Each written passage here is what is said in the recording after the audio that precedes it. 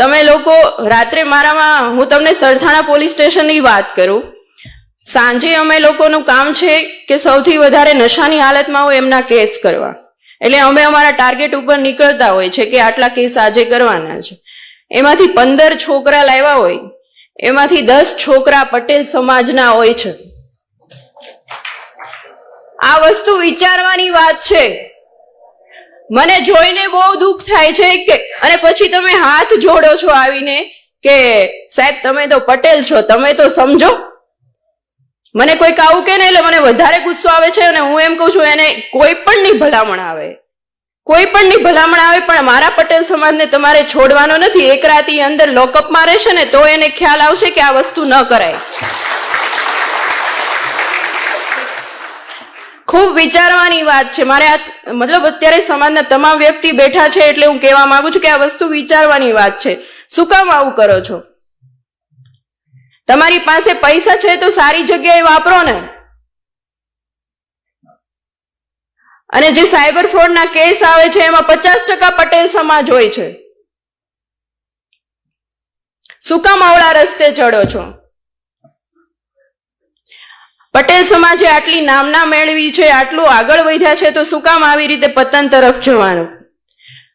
આજુબાજુના વ્યક્તિ પણ અમને એમ કહેતા હોય છે કે સાહેબ તમારો સમાજ છે. કેટલી શરમ આવે. એટલે થોડુંક વિચારવાની વાત છે. સરકારી માણસોએ ક્યાંક જ્ઞાન આપવાની જરૂર છે સમાજને. પણ પહેલી નજરે એ મહિલા પીએસઆઈ નું નિવેદન એવું લાગે કે આ બહુ સાચી વાત છે, પણ એ નિવેદન ગેરસમજણ ભર્યું છે. પટેલ સમાજ વિશે નકારાત્મકતા ફેલાય એવું નિવેદન છે. ભાઈ તમે નોકરી એવા વિસ્તારમાં કરો છો જ્યાં 90% પટેલોની વસ્તી છે, તો 90% એટલે કે સમજી લો કે કમસે કમ એ વિસ્તાર સરથાણા જે તમે વિસ્તારની વાત કરો છો ત્યાં 20 થી 25 લાખ પટેલો રહેતા હશે. એ 25 લાખ પટેલોની વચ્ચેથી કોઈ 10 છોકરા દારૂ પીતા મળ્યા હોય ને પટેલના હોય તો એ સંભાવના છે. 25 લાખમાંથી 10 માણસો એવા હંમેશા મળવાના છે. તો એ 10 માણસોને તમે આખા પટેલ સમાજ સાથે ન જોડી શકો.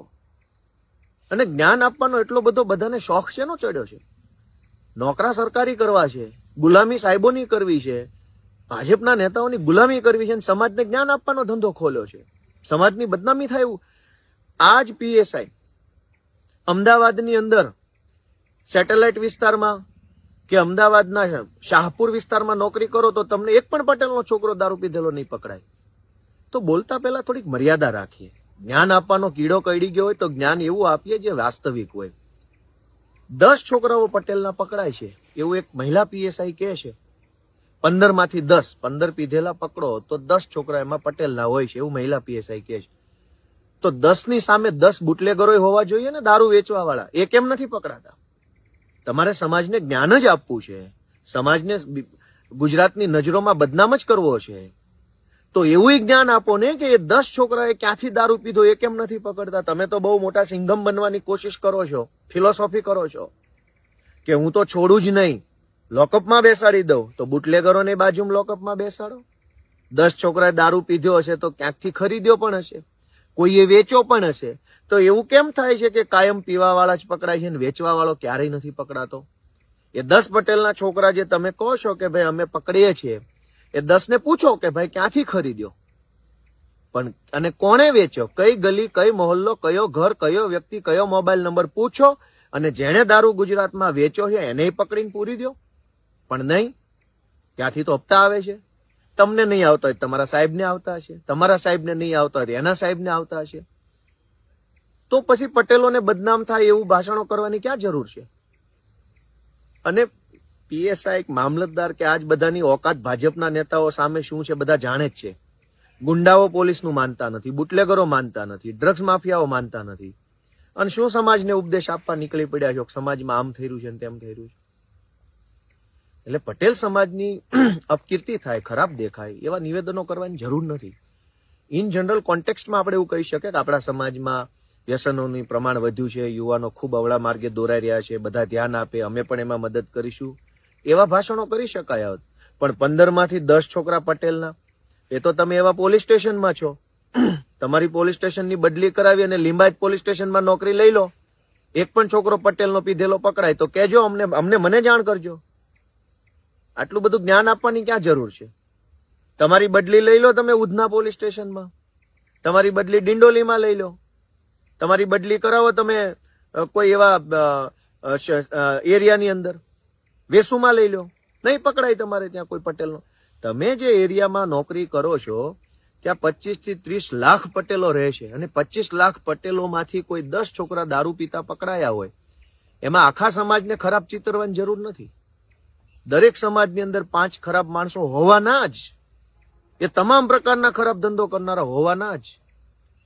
અને દારૂ વેચવા વાળો કેમ ક્યારેય પોલીસ સ્ટેશનમાં નથી પકડાતો? પીવા વાળા હંમેશા પકડાઈ જાય, વેચવા વાળો ક્યારેય ન પકડાય. તો પીવા વાળાને તમે એવું રોજે રોજ જે 10 છોકરા પકડાય છે એને પૂછતા તો હો કે ભાઈ ક્યાંથી માલ ખરીદ્યો અને પકડો. અને હું તો ગુજરાતના ગૃહમંત્રીને વિનંતી કરું છું કે ગાંધીના ગુજરાતમાં દારૂ ક્યાંથી આવે છે આ મહિલા પોલીસને ખબર છે, પકડો એને અને એની ઇન્કવાયરી કરો લેડીઝ PSI ની. પટેલ સમાજ વિશે જે જાહેરમાં ખરાબ દેખાય એવું ભાષણ કરે છે એની ઇન્કવાયરી કરો. સરકાર તો એવું કહે છે કે દારૂ નથી મળતો અને આ બેન તો એવું કહે છે કે રોજ રાત્રે 15 પીધેલા પકડાય છે. અને મારી બધા સરકારી માણસોને વિનંતી છે કે તમે એક નાની એવી મામૂલી સરકારી નોકરી એ ડેપ્યુટી કલેક્ટરની હોય તોય શું ને PSI ની હોય તોય શું, DYSP ની હોય તોય શું, એક મામૂલી સરકારી નોકરી મળી જાય, નોકરી કરી ખાઓ, બાળ બચ્ચાનું ભવિષ્ય બનાવો, સમાજને ઉપદેશ આપવાનો ધંધો ન કરો રીલો બીલો બનાવીને. તમારું બુટલેગરો માનતા નથી, ગુંડાઓ માનતા નથી. એક મામલતદાર બની જાય તો સમાજના પ્લેટફોર્મ પર આવીને મોટિવેશનના લેક્ચરો આપો છો, પણ ગૌચર માફિયાઓ પાસેથી ગૌચર ખાલી કરાવી શકો છો. PSI બની જાવ છો તો સમાજના પ્લેટફોર્મ પર આપીને ફિલોસોફીઓ કરો છો. બુટલેગરો તમારા વિસ્તારમાં બંધ કરાવી શકો છો, હપ્તા બંધ કરાવી શકો છો, દારૂના, જુગારના, સ્પાના, ઓયોના હપ્તા બંધ કરાવી શકતા નથી. તો નોકરો બોકરો મળ્યો હોય તો નોકરો કરી ખાઓ, 2 પૈસા રળો, ગાડી બકાન બનાવો, છોકરાઓને ભણાવો, સારા કપડાં પહેરો, આઈફોન બાઈફોન લઈ લો, મજા કરો, પણ સમાજને ઉપદેશ આપવાનો ઠેકો લઈને ન ફરો. સમાજને ઉપદેશ આપવા માટે સમાજે બનાવેલા રાજકીય નેતાઓ છે, સમાજને ઉપદેશ આપવા માટે સમાજના સામાજિક આગેવાનો છે, સમાજને ઉપદેશ આપવા માટે સમાજમાં કામ કરતી સામાજિક સંસ્થાઓ છે, સમાજને ઉપદેશ આપવા માટે સમાજના ધાર્મિક આગેવાનો છે. PSI હોય, મામલતદાર હોય, ડેપ્યુટી હોય, એ બધા સરકારની ગુલામી કરવા વાળા માણસો છે. એને સમાજને શું ઉપદેશ આપવાનો? તમે તમારા સાહેબોને કહી શકો એમ છો કે આટલા વિસ્તારોમાં દારૂ વેચાય છે, આટલામાં ડ્રગ્સ વેચાય છે, આટલી જગ્યાએ દારૂ જુગારનું કામ ચાલે છે? તમે તમારા ઉપરી અધિકારીને ખોટું કરતા રોકી શકતા નથી, સમાજને સુધારવા નીકળ્યા છો. એટલે મારી બધાને વિનંતી છે કે ભાઈ જ્ઞાન, સરકારી નોકરી મળી જવાનો અર્થ બિલકુલ એ નથી કે હવે તમને સમાજને જ્ઞાન આપવાનું સર્ટિફિકેટ મળી ગયું, કે જાણે હવે તમને ઓફિશિયલી સમાજના મોટિવેશનલ લેક્ચરર બનાવી દીધા. મારી બધાને વિનંતી છે કે સમાજમાં સારું પણ છે, ખરાબ પણ છે, દૂષણ પણ છે, સારું છે, બધું જ છે. સમાજ વિશાળ છે, આની અંદર સારા માણસો છે, ખરાબ માણસો છે, આની અંદર વ્યસન પણ છે, આની અંદર ભક્તિ છે, આની અંદર સારા વિચારો ધરાવતા બિઝનેસમેનો છે, આની અંદર રખડવા વાળા, બધું જ છે. પણ સરકારી નોકરી મળી જવાથી તમારે ઉપદેશ આપવાનું ટેન્ડર નથી મળી જતું. આ તો એક ફેશન આલી ગઈ છે કે જેને નોકરી મળે એટલે જ્ઞાન આપવાનું ચાલુ કરી દે છે. જ્ઞાન તમારા ઉપરના અધિકારીઓને આપો ને કે આટલું બધું ગુજરાતમાં અન્યાય થાય છે. તમામ સરકારી કચેરીઓમાં ધક્કા ખાધા વગર કામ નથી થતું, પૈસા આપ્યા વગર કામ નથી થતું. ગુંડાઓ, માથાભારે તત્વો, બદમાશો, લુખ્ખાઓને કોઈ કંઈ કહી નથી શકતું અને નિર્દોષ માણસોને જ્ઞાન આપવામાં આવે છે. આ ખોટું છે. વ્યસન કોઈ સમાજ કરતું હોય તો એ હળાહળ ખોટું છે. વ્યસન હોવા જ ન જોઈએ. વ્યસનની સમાજમાં વ્યસન વધે તો સમાજ ખાડામાં જાય, એ વાત સાચી છે. પણ વ્યસન મુક્તિનો ઉપદેશ એ પોલીસ આપશે જે પોલીસ હપ્તા લઈને દારૂ વેચાવડાવે છે? કયો તમારા ઉપરી અધિકારીને. રોજ 15 પીધેલા જો સુરતમાંથી પકડાતા હોય તો એનો અર્થ એમ છે કે સુરત સમાજને જ્ઞાન નથી આપવાનું. PSI મેડમ, જાઓ સુરતના પોલીસ કમિશનર પાસે અને પોલીસ કમિશનરને કહો કે સુરતમાં આટલો બધો દારૂ ક્યાંથી આવે છે, એને જઈને જ્ઞાન આપો. એટલે બધાને મારી વિનંતી છે, પટેલ સમાજ હોય કે કોઈ પણ સમાજ હોય, 5 સારા માણસો હોય, 5 ખરાબ માણસો હોય. 5 ખરાબ માણસનો દાખલો લઈને આખા સમાજને લાંછન લાગે એવા શબ્દો વાપરવાનો કોઈને હક નથી. તમે પોતે પટેલ હો તો પણ તમને હક નથી. તમને પટેલ સમાજ પ્રત્યે લાગણી હોય તો તમારા વિસ્તારની અંદર પીધેલા પકડવાના બદલે દારૂ વેચવા વાળા પકડીને જેલમાં પૂરી દો અને કોઈ દિવસ ન છૂટે એટલી કલમો લગાવો. આટલી વિનંતી સાથે મારી વાત